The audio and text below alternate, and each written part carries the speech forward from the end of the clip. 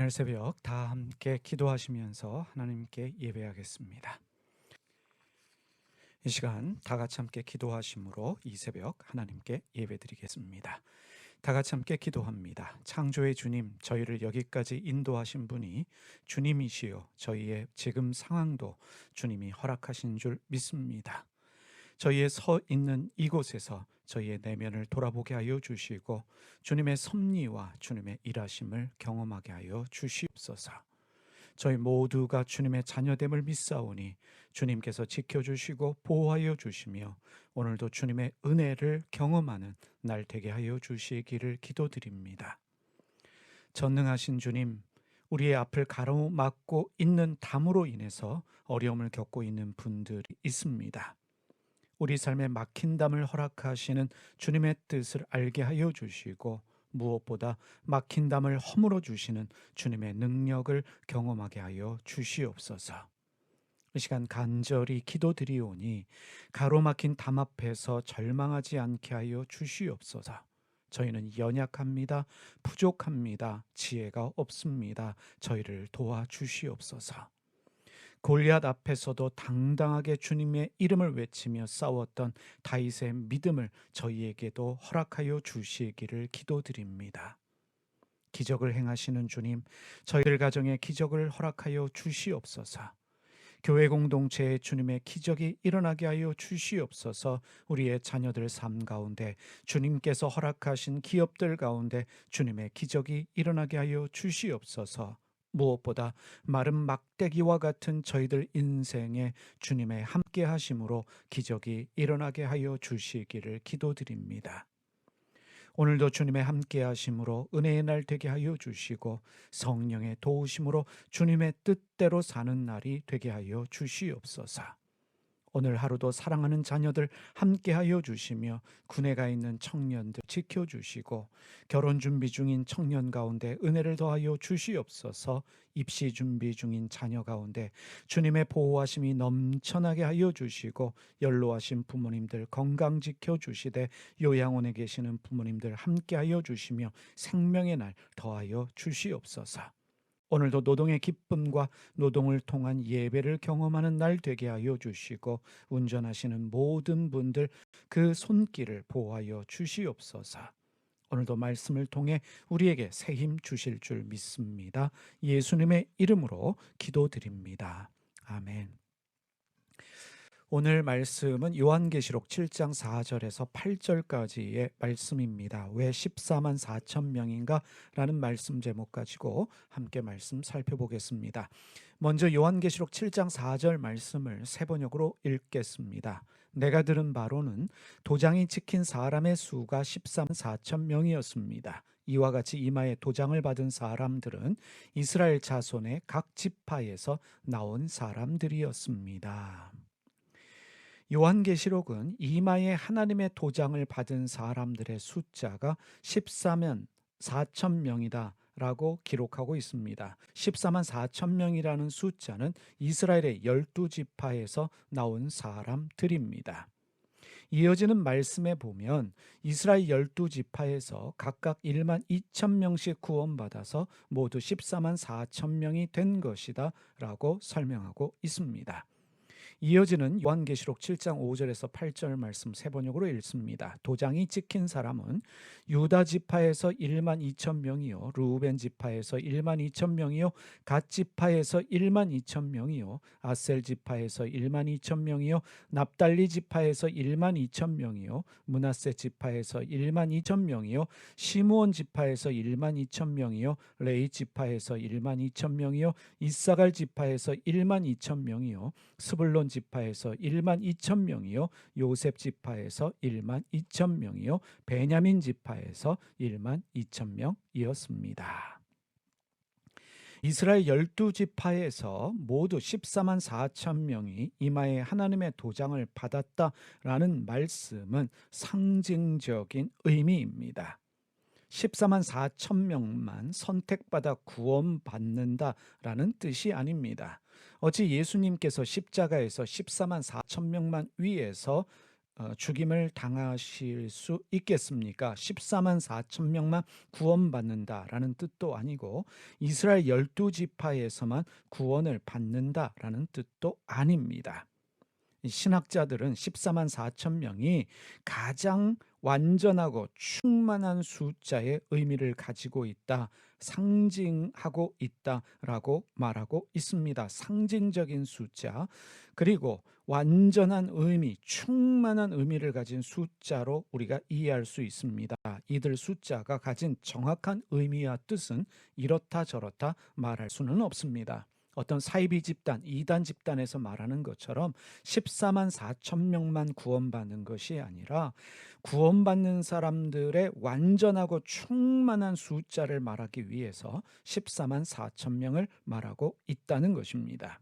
그런데 여러분, 14만 4천 명이다라고 하는 숫자보다 우리가 주목해야 할 것이 있습니다. 숫자보다 더 중요한 것이 있습니다. 일반적으로 이스라엘의 12지파를 말할 때에는 요셉과 레위 지파가 빠지고 요셉의 아들인 에브라임과 므낫세 지파가 들어갑니다. 요셉 지파와 레위 지파가 빠지고 요셉의 아들인 에브라임과 므낫세 지파가 들어가서 12지파가 되어지는데, 요한계시록에서 말씀하고 있는 마지막 때의 심판과 구원을 말하는 이 구절들에서는 레위와 요셉 지파가 기록되고 있습니다. 그리고 에브라임과 단 지파가 빠져 있다는 사실입니다. 에브라임과 단 지파가 빠져 있습니다. 요한계시록은 12지파에서 에브라임과 단 지파를 제외시킴으로써 성경 읽는 독자들에게 말하고 있는 것이 있습니다. 강조하고 있는 것이 있습니다. 이들 지파가, 에브라임 지파와 단 지파가 빠진 이유는 우상 숭배와 연관이 있기 때문입니다. 이스라엘이 분열해서 남유다와 북이스라엘로 나뉘어졌을 때 북이스라엘의 첫 번째 왕이 에브라임 지파의 여로보암 왕이었습니다. 그리고 그가 한 일이 무엇이냐면 우상을 만들어서 베델과 단에 놓는 일이었습니다. 베델은 에브라임 지파의 영토였고 단은 단 지파의 영토였습니다. 에스겔 9장 어제 우리가 살펴보았습니다. 이마에 표가 없는 사람들, 그들이 심판받는 이유가 무엇이었습니까? 우상 숭배를 저지른 사람들이었습니다. 우상 숭배를 한 사람들 이마에 하나님의 표가 적히지 못했습니다. 기록되지 못했습니다. 우상 숭배하던 자들이 하나님의 표를 받지 못하고 심판을 받게 되는데, 요한계시록은 14만 4천 명의 숫자를 말하면서 에브라임과 단 지파를 제외시킵니다. 그것을 통해서 우상 숭배하는 자는 하나님의 도장을 받지 못한다, 구원에서 제외되고 하나님의 심판을 받게 된다라고 말씀하고 있는 것입니다. 그러면 여기서 우리는 또 이렇게 질문할 수 있겠습니다. 우상 숭배가 무엇이겠습니까?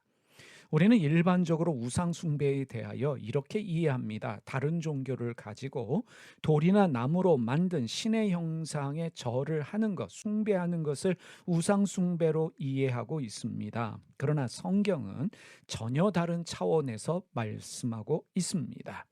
골로새서 3장 5절 말씀 읽습니다. 세 번역으로 읽습니다. 그러므로 땅에 속한 지체의 일들 곧 음행과 더러움과 정욕과 악한 욕망과 탐욕을 죽이십시오. 탐욕은 우상 숭배입니다. 탐욕이 우상 숭배입니다. 한마디로 욕심이 우상 숭배라는 것입니다. 탐욕이란 내 안에 있는 욕심입니다. 더 가지려는 마음, 그것이 탐욕입니다. 사람들이 욕심이 있기 때문에, 더 가지려는 마음이 있기 때문에, 그 탐욕 때문에 돈, 권력, 명예를 전적으로 의지합니다. 하나님으로 믿고 추종합니다. 그것을 숭배합니다. 이미 여러 번 언급했지만 사람들은 그 탐욕 때문에, 욕심 때문에 침략하고 약탈하고 죽입니다. 요한계시록의 심판의 이유가 무엇입니까? 전쟁과 기근, 온갖 범죄의 이유가 사람의 욕심인데 그 욕심 때문에 심판받는다라는 것을 요한계시록은 우리에게 말씀하고 있습니다. 세상이 하나님의 심판을 받는 이유는 탐욕, 욕심 때문입니다. 신앙이 무엇입니까? 신앙을 한마디로 정의하면 내 안에 욕심이라는 우상을 제거하는 것입니다. 666, 이 짐승의 숫자를 이마에 안 새겨 넣는 것이 신앙의 삶이 아니라, 신앙의 삶은 우리 안에 있는 탐욕이라는 우상을 제거하는 것입니다.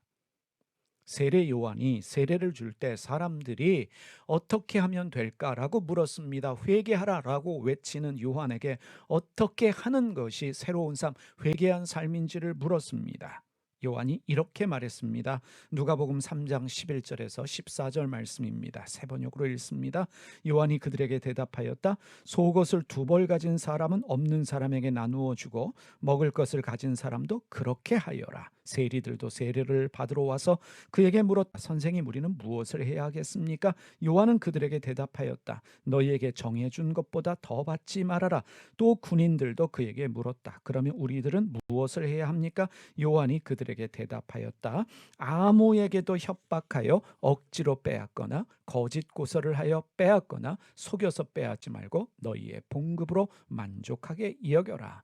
욕심 부리지 말고 살라는 것입니다. 회개하는 자들에게 어떻게 살면 되겠습니까? 묻는 자들에게 욕심 부리지 말고 남의 것 빼앗지 말고 만족하며 있는 것에 만족하며 살아라 말씀했습니다. 하나님의 도장을 이마에 받은 사람들, 그리스도인입니다. 성령 받은 사람들입니다. 성령이 우리 안에 거하시고 계십니다. 성령이 우리 안에 계셔서 하시는 일이 무엇입니까? 방언하게 하고 예언하게 하는 것, 그게 전부가 아닙니다. 우리 안에 계시는 성령은 우리 안에 우리가 가진 욕심, 우리가 버리지 못하는 탐심, 탐욕을 버릴 수 있도록 도우십니다. 남의 것 빼앗지 않도록, 남의 영역을 침범하지 않도록, 남을 아프게 하지 않도록 우리를 도우셔서 우리가 주님 뜻대로 살아갈 수 있도록, 우리 내면의 우상을 버릴 수 있도록 도우시는 분이 우리 안에 계시는 성령이십니다. 그래서 이마에 하나님의 도장을 받은 사람들은 성령의 열매를 맺을 수밖에 없습니다. 성령의 도우심으로 내 안에 욕심이라는, 탐욕이라는 우상을 제거하는 것이 신앙의 삶이요 구원의 삶이라는 것을 여러분 기억하십시다. 하나님의 도장을 받은 사람들, 성령을 받은 사람들의 삶은 욕심을 버리는 삶입니다. 기도하겠습니다. 하나님 아버지, 요한계시록을 읽을 때마다 우리가 성령 받은 사람으로, 구원받은 사람으로 어떻게 살아야 할지 고민하게 하여 주시옵소서.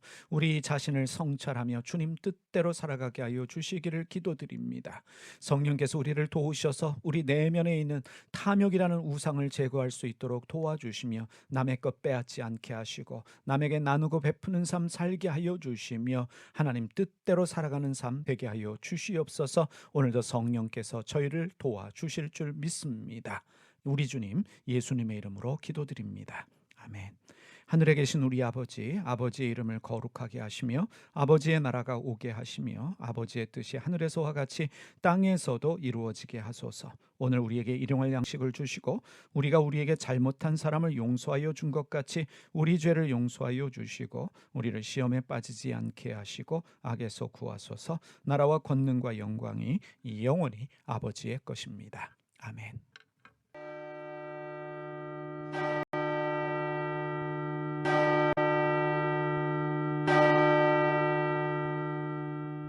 이날 새벽 다 함께 기도하시며